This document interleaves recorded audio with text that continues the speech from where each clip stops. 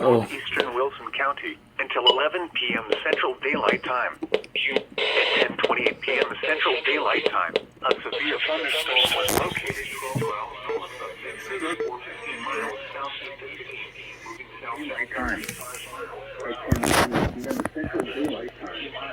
Case101.com.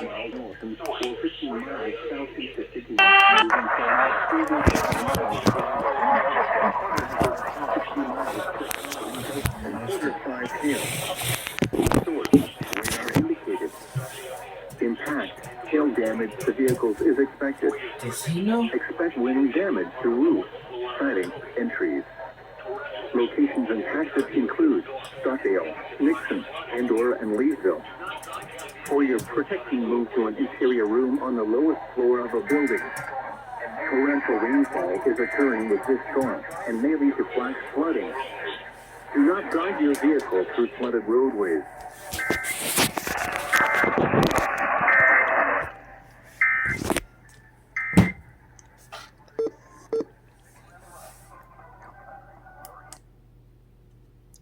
I feel like I forgot something.